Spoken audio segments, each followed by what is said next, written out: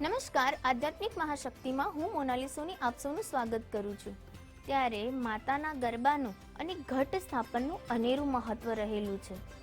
ઘટ સ્થાપનના વિશેષ મુહૂર્તની જો આપણે વાત કરીએ તો 22 સપ્ટેમ્બર 2025 સોમવારનો દિવસ અને આસો સુદ એકમની તિથિએ સવારે 6:09 શરૂ થઈને સવારે 8:06 સુધીનું જે મુહૂર્ત છે તે શુભ મુહૂર્ત છે। તેમાં તમે ઘટનું સ્થાપન કરી શકો છો।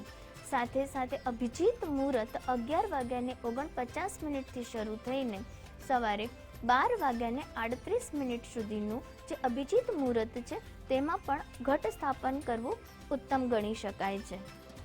આ વખતે માતા નવલા નોરતાની જો વાત કરીએ તો નવરાત્રિ સોમવારના દિવસે આવી રહી છે, માટે માતાની જે સવારી છે તે હાથીની સવારી છે। હાથીની સવારી ખૂબ જ શુભ અને મંગલકારી માનવામાં આવે છે। સાથે સાથે આસો સુદ એકમના દિવસે ઉત્તરા ફાલ્ગુની નક્ષત્ર અને હસ્ત યોગ બની રહ્યો છે।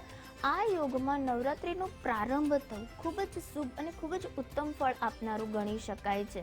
સાથે સાથે માતાની હાથીની સવારી એટલે કે ગજરાજની સવારી, ગજરાજ જે છે તે સુખ, સમૃદ્ધિ અને જ્ઞાનનું પ્રતીક છે અને જ્યારે માતા ગજરાજની સવારી કરીને નવલા નોરતામાં આવે છે ત્યારે કહી શકાય કે આવતું જે વર્ષ છે તેમાં ખૂબ જ સારો વરસાદ રહેશે, જે સમસ્ત બ્રહ્માંડ છે, સર્વ દુનિયાના જે લોકો છે તેમનું કલ્યાણ થશે, દરેકના જીવનમાં સુખ અને સમૃદ્ધિ અપરંપાર વધશે। માટે આ વખતે માતાની હાથીની સવારી ખૂબ જ શુભ ફળદાયી ગણાશે। ઘટ સ્થાપન કેવી રીતે કરવું તેની જો આપણે વાત કરીએ તો તમારે એક લાલ કપડું પાથરવાનું છે। ત્યારબાદ તેની ઉપર ઘઉં, મગ અથવા તો ચોખા અથવા તો જુવારા તમારે એની ઉપર પાથરીને તેની ઉપર તમારે ઘટનું સ્થાપન કરવાનું છે। આ ઘટની અંદર તમારે એક હળદરની ગાંઠ, એક સોપારી અને 1 રૂપિયાનો સિક્કો મૂકવાનો છે। આવી રીતે તમે તમારા ઘટનું સ્થાપન કરી શકો છો। ઘણા લોકો તેની ઉપર આંબળાના પાન અને શ્રીફળ પણ મૂકી શકે છે, અથવા તો તમે ગરબીની અંદર એક ઘીનો દીવો પ્રજ્વલિત કરી શકો છો અને બાજુમાં તમે એક અખંડ જ્યોત પણ પ્રજ્વલિત કરી શકો છો। આ રીતે તમે માતાની ગરબીનું સ્થાપન કરી શકો છો। નવલા નોરતામાં માતાજીના જે આ ગરબી છે તેનું પણ વિશેષ મહત્વ વધી જાય છે, કારણ કે જે માટીનો જે ઘડો હોય છે તેમાં 27 છિદ્રો હોય છે અને આ 27 છિદ્રોને આપણા નક્ષત્રો સાથે સરખાવવામાં આવે છે, કારણ કે આપણા 27 નક્ષત્ર છે અને દરેક નક્ષત્રના 4 પ્રહર છે। એટલે કે ત્યારે આ 4 પ્રહરના લીધે જ્યારે આપણે 27 નક્ષત્રને 4 સાથે ગુણાન કરીએ છીએ તો તેનો જે સરવાળો છે તે 108 આવે છે। તે બ્રહ્મ સંખ્યા છે અને 1 અને 8નો સરવાળો પણ 9 થાય છે, જે નવલા નોરતા સાથે સરખાવવામાં આવે છે। માટીના ઘડામાં 3 ઊભી અને 9 આડા એવી રીતે છિદ્રો કરવામાં આવે છે અને તેને વચ્ચે મૂકીને સમસ્ત બ્રહ્માંડ એટલે કે ગર્ભ અને જ્યોત સાથે સરખાવવામાં આવે છે।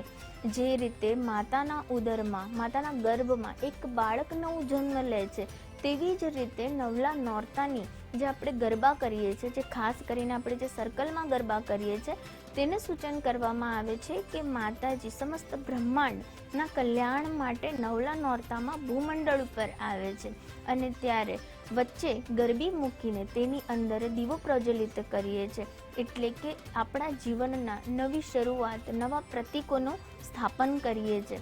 માતા સમસ્ત બ્રહ્માંડને આશીર્વાદ આપીએ છીએ અને ગોળ ચક્કરમાં એટલે કે સર્કલમાં ગરબા ગાવામાં આવે છે। તો ખાસ કરીને નવરાત્રિ તે એક ઉર્જાનું પ્રતીક સમૂહ પણ ગણવામાં આવે છે। નવલા નોરતામાં જ્યારે આપણે 9ની સંખ્યાને જોઈએ છીએ તો 9 ગ્રહો અને સમસ્ત બ્રહ્માંડને 9ની સંખ્યાનો એક પૂરક અંક માનવામાં આવે છે। જ્યારે માતાજીના 9 સ્વરૂપ છે, જેમાં પણ પહેલું સ્વરૂપ શૈલીપુત્રી, બીજું સ્વરૂપ બ્રહ્મચારિણી, ત્રીજું સ્વરૂપ ચંદ્રઘંટા, ચોથું કુષ્માંડા, પાંચમું સ્કંદ માતા, છઠ્ઠું કાત્યાયની, સાતમું કાલરાત્રિ, આઠમું મહાગૌરી અને 9મું જે તેમનું સ્વરૂપ છે તે છે સિદ્ધિદાત્રી। માતા 9 અલગ અલગ સ્વરૂપે બ્રહ્માંડમાં અને સમસ્ત આપણા લોકોને આશીર્વાદ આપવા આવે છે। નવલા નોરતા દરમિયાન માતાના આ 9 સ્વરૂપની પૂજા કરવી અને ખાસ ભોગ અર્પણ કરવાનું પણ વિશેષ મહત્વ રહેલું છે। નવલા નોરતા જેને ઉર્જાનું પ્રતીક માનવામાં આવે છે, કારણ કે ત્યારે માતા સમસ્ત જાગ્રત અવસ્થામાં આ બ્રહ્માંડના કલ્યાણ માટે ભૂમંડળ ઉપર બિરાજમાન હોય છે. અને ખાસ કરીને નવરાત્રિમાં કરેલી દરેક પ્રકારની સાધના, તપસ્યા અને જે પણ ભક્તિ તમે માતાની કરો છો તેનું તમને ખૂબ જ ઝડપથી ફળ મળે છે. નવરાત્રિમાં કરવામાં આવતી સાધના તમને ઝડપથી સિદ્ધિ પ્રાપ્ત કરાવે છે, માટે નવલા નોરતાનું ખૂબ જ મહત્ત્વ વધી જાય છે.